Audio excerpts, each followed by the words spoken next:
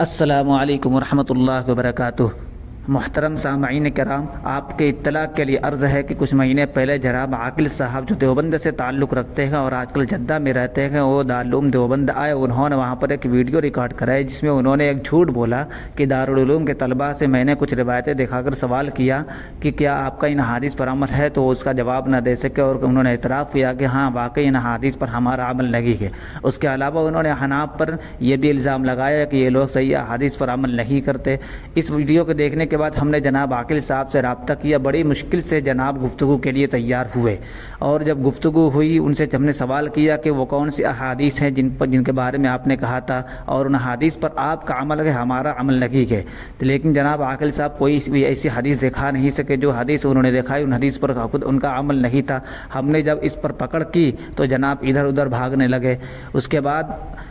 دوسری بھی روایتیں ہم نے پیش کی اپنی طرف سے دلیل میں، اور گفتگو ختم ہو گئی۔ اس کے بعد جناب عاقل صاحب نے پھر ویڈیو بنائے، اس میں پھر ہم پر الزام لگایا کہ ہم نے تو حدیث دکھا دی، لیکن دارالعلوم کے طلبہ جو ہے وہ متعصب اور ہر طرف ہیں، انہوں نے تسلیم کرنے سے انکار کر دیا، بلکہ الٹا وہ لوگ بحث کرنے لگے اور موضوع سے بھاگنے لگے۔ تو اس ویڈیو میں ہم آپ کے سامنے جناب عاقل صاحب کے جھوٹ کا پردہ ایک بار پھر فاش کرنے کے لیے حاضر ہوئے ہیں۔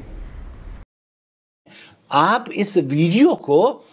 تقلیدی جمود کی اینک اتار کے دیکھیں گے، انصاف کی نگاہ سے دیکھیں گے تو بہت ساری چیزیں آپ کی سمجھ میں آ جائے گی کہ آپ کن حدیثوں پر عمل کرتے ہیں اور کن حدیثوں پر نہیں۔ جو موضوع ہے تو جناب سامعین، اس ویڈیو کو جناب عاقل صاحب کے بقول آپ لوگ تعصب اور تقلید ہر طرح سے آزاد ہو کر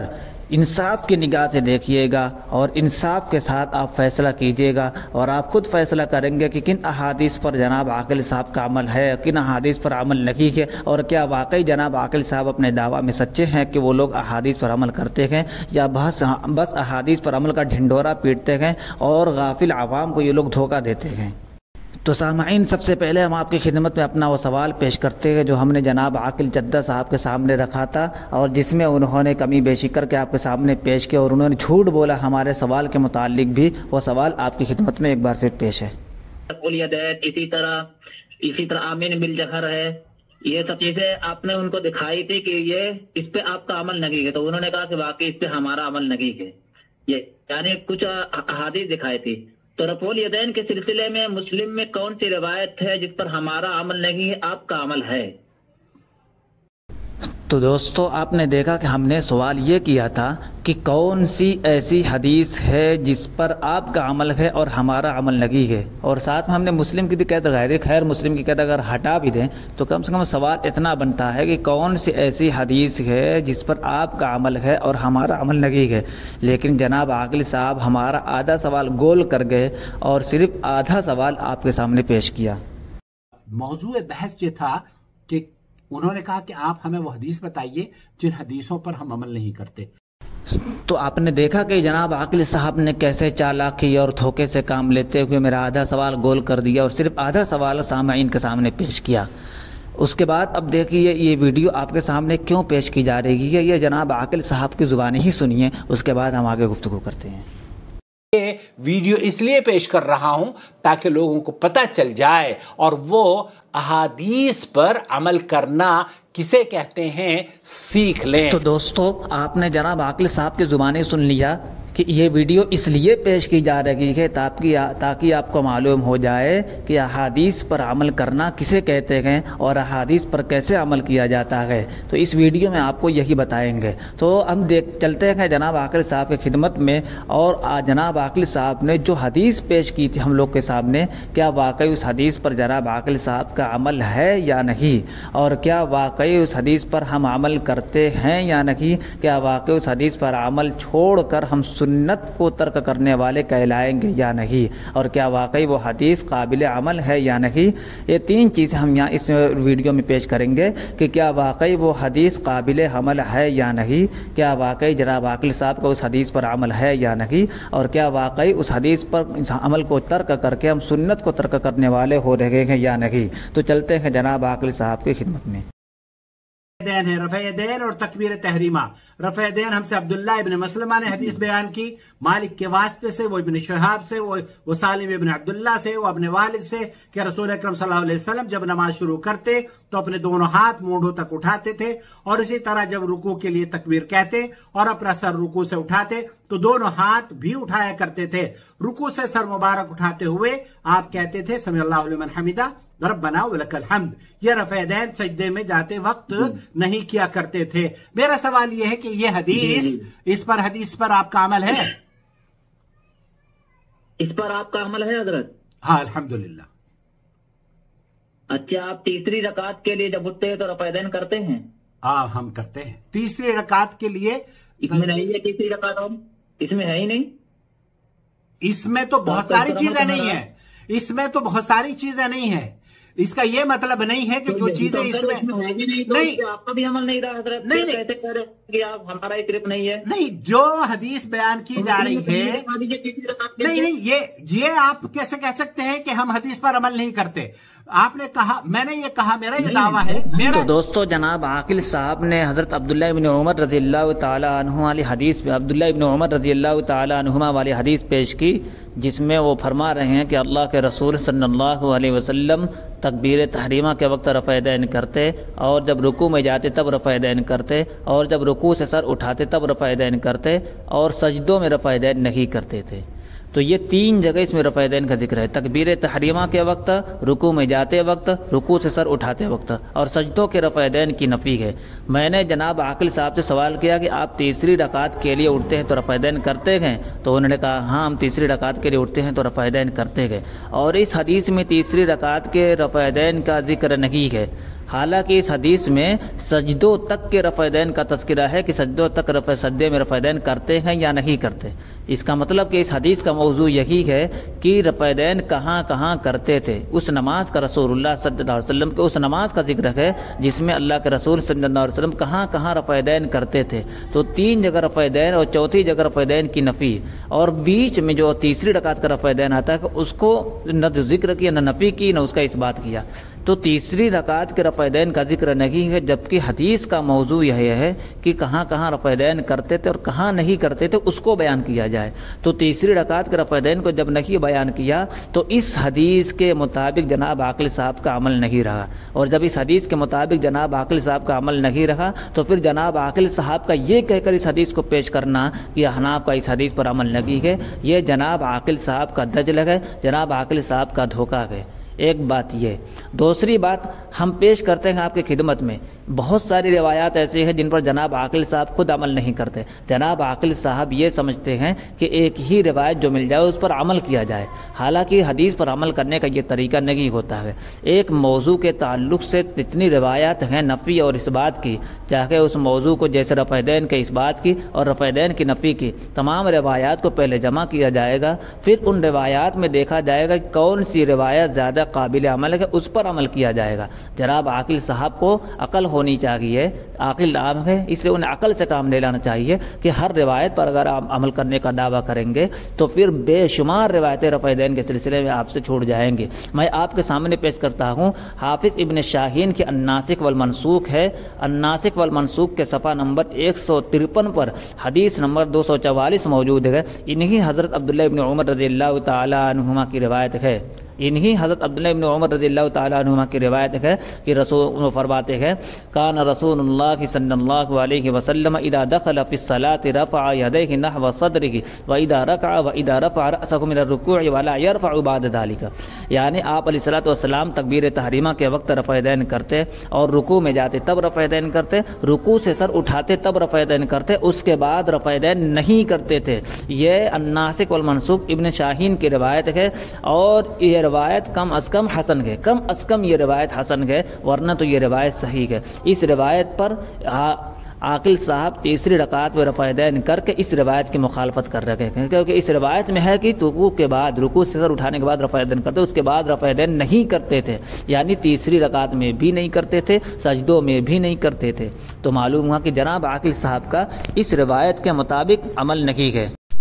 उसके अलावा مصنف ابن ابی شیبہ میں حضرت انس بن مالک رضی اللہ تعالی عنہ کی ایک روایت ہے، وہ فرماتے ہیں ان النبی صلی اللہ علیہ وسلم کان یرفع یدیہ فی الرکوع والسجود۔ یہ مصنف ابن ابی شیبہ جلد نمبر 2 صفحہ نمبر 58 حدیث نمبر 2452۔ اس میں حضرت انس بن مالک رضی اللہ تعالی عنہ فرما رہے ہیں کہ رسول اللہ صلی اللہ علیہ وسلم رکوع میں اور سجدوں میں رفع یدین کیا کرتے تھے۔ اس کی سند صحیح ہے اور اس حدیث کے مطابق جناب عاقل صاحب کا عمل لگی ہے۔ اس سے پہلے الناسخ والمنسوخ سے ہم نے جو حدیث پیش کی تھی وہ رکوع سے سر اٹھانے کے بعد رفع یدین کرتے تھے، اس کے بعد رفع یدین کی نفی تھی، اور اس میں رکوع سے سر اٹھانے کے بعد بھی سجدوں میں بھی رفع یدین کا ذکر ہے۔ اس حدیث سے سجدوں میں بھی رفع یدین ثابت ہے، تو اس حدیث سے پتہ چل رہا ہے کہ سجدوں میں بھی آپ علیہ الصلوۃ والسلام رفع یدین کیا کرتے تھے، اور جناب عاقل صاحب کا اس حدیث کے مطابق عمل لگی ہے۔ اس لیے جناب عاقل صاحب پہلے اپنا عمل اس حدیث کے مطابق کرے۔ اس کے علاوہ تیسری روایت پیش کرتے ہیں، صحیح سنن ابی داؤد۔ ناصر الدین البانی نے صحاح ستہ کو دو جگہ تقسیم کیا، دو جگہ، ضعیف اور صحیح۔ تو سنن ابی داؤد کی صحیح جو انہوں نے لکھی ہے اس میں وہ حدیث بیان کرتے ہیں، جلد نمبر 1 صفحہ نمبر 214 حدیث نمبر 740 پہ ہے، حدیث نمبر 740 پہ ہے۔ نظر ابن کثیر کہتے ہیں کہ صلی الی جنبی عبداللہ ابن طاؤس فی مسجد الخیف، کہ عبداللہ ابن طاؤس نے مسجد خیف میں میرے پاس نماز پڑھی۔ فکان اذا سجد السجدۃ الاولى فرفع رأسه منها، جب آپ پہلا سجدہ کرتے تو اس سے اپنا سر اٹھاتے، رفع یدیہ تلقاء وجہہ، اپنے چہرے تک اپنا ہاتھ اٹھاتے۔ فانکرت ذلک، مجھے یہ بات عجیب لگی۔ فقلت لوہیب بن خالد، میں نے وہیب بن خالد سے اس کا تذکرہ کیا۔ فقال له وہیب بن خالد تصنع شیئا لم ار احدا یصنعه، وہیب بن خالد نے ان سے کہا کہ ہم نے آپ کو ایسا کام کرتے ہوئے دیکھا ہے، آپ نے ایسا کام کیا، آپ ایسا کام کر رہے ہیں، ایسا عمل کر رہے ہیں جو عمل ہم نے کسی اور کو کرتے ہوئے نہیں دیکھا۔ فقال ابن طاؤس رأیت ابی یصنعه، عبداللہ ابن طاؤس کہتے ہیں کہ میں نے اپنے باپ طاؤس ابن کیسان کو ایسا عمل کرتے ہوئے دیکھا۔ وقال ابی، اور میرے باپ نے کہا، رأیت ابن عباس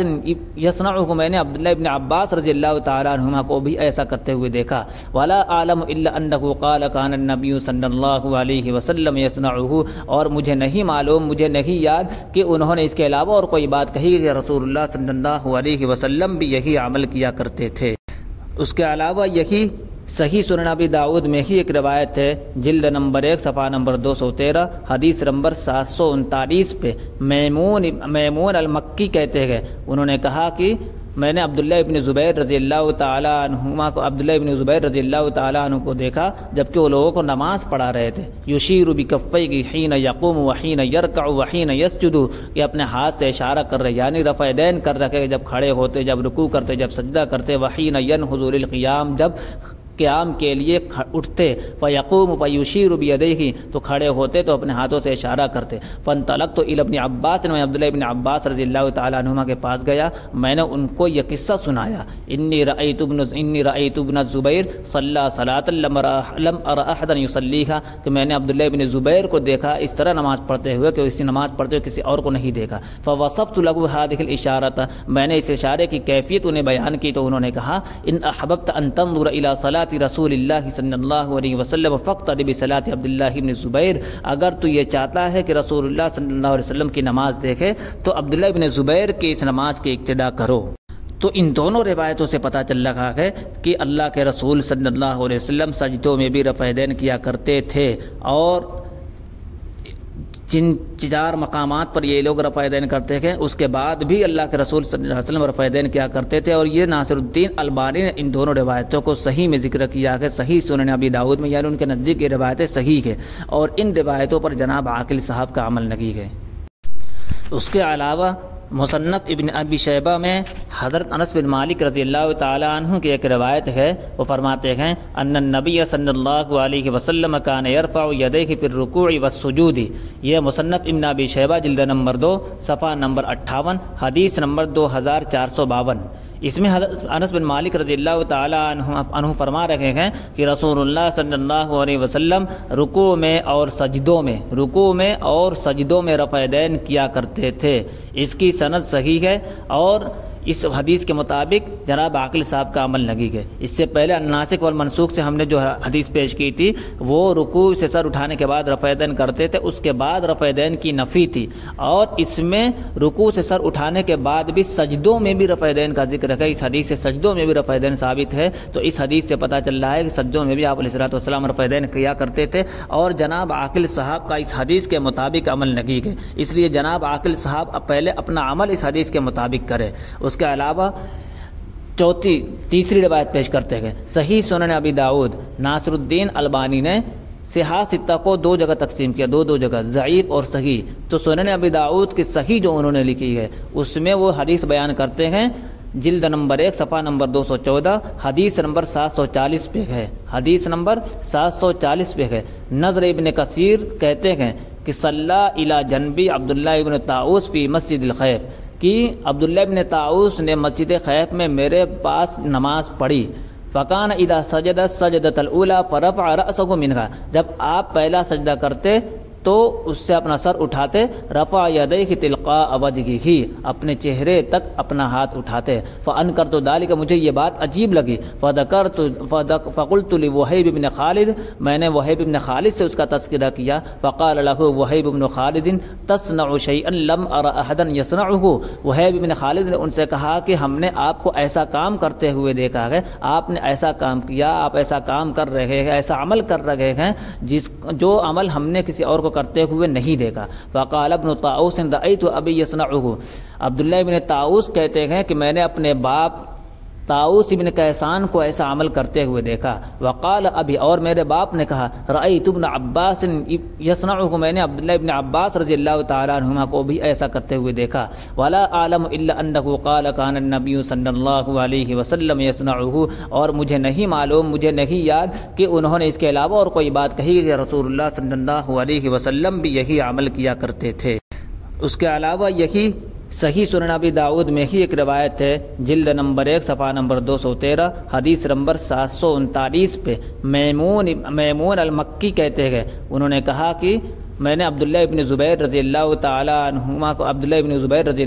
عنہ کو دیکھا جبکہ وہ لوگوں کو نماز پڑھا رہے تھے، یشیر بکفیہ حین یقوم وحین یرکع وحین یسجد، کہ اپنے ہاتھ سے اشارہ کر رہے، یعنی رفع یدین کر رکھے جب کھڑے ہوتے، جب رکوع کرتے، جب سجدہ کرتے، وحین ینہض للقیام، جب قیام کے لیے اٹھتے، فیقوم فیشیر بیدیہ، تو کھڑے ہوتے تو اپنے ہاتھوں سے اشارہ کرتے۔ فانطلقت الی ابن عباس، میں عبداللہ ابن عباس رضی اللہ تعالی عنہما کے پاس گیا، میں نے ان کو یہ قصہ سنایا، انی رأیت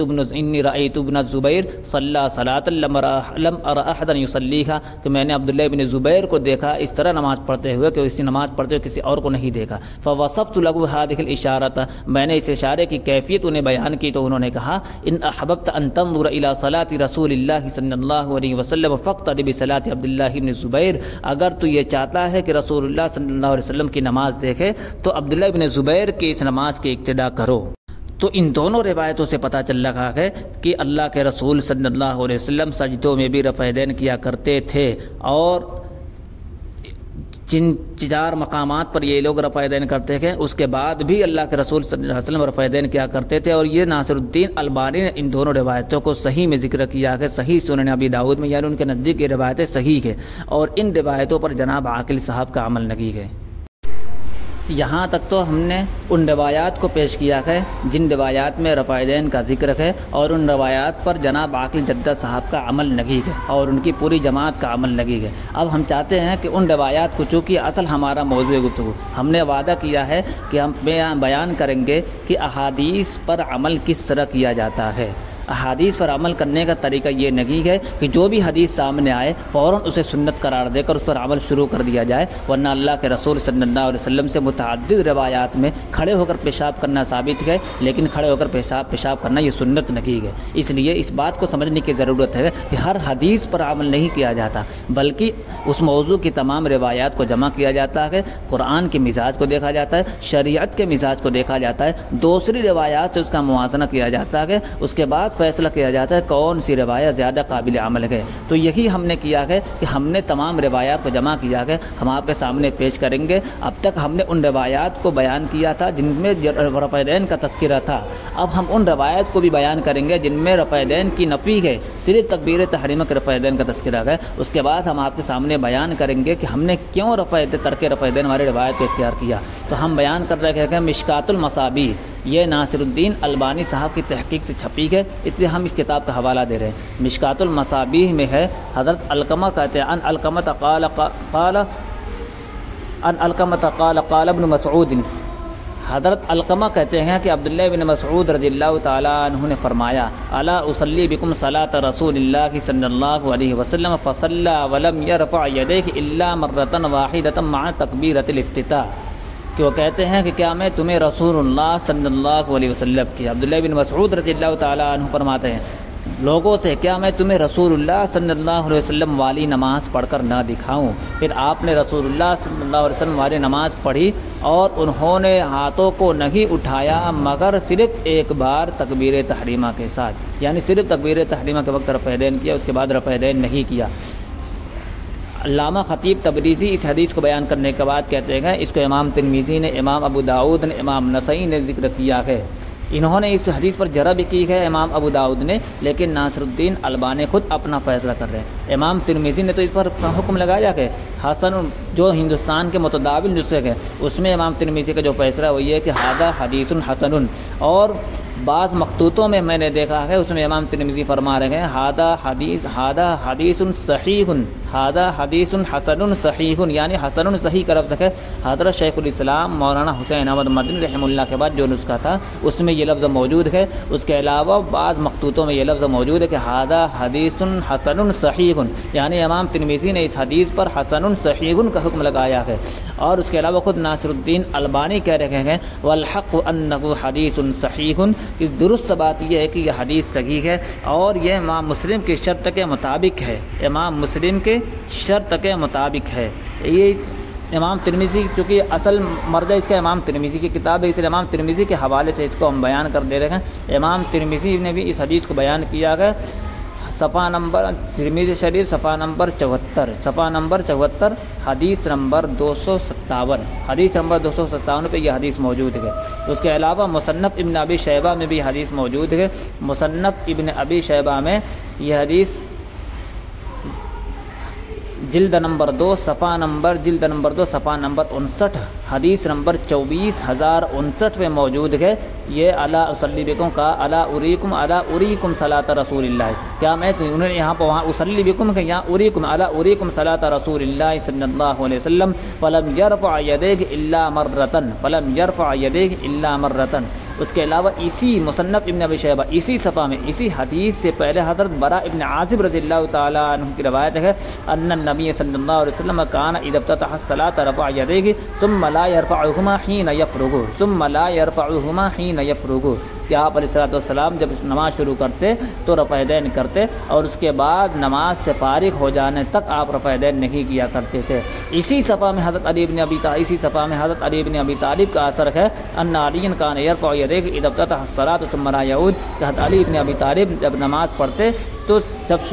نماز شروع کرتے تبھی رفع دین کیا کرتے تھے, اس کے بعد حضرت علی بن ابی طالب رضی اللہ تعالی عنہ رفع دین نہیں کیا کرتے تھے. اس حدیث کی تصحیح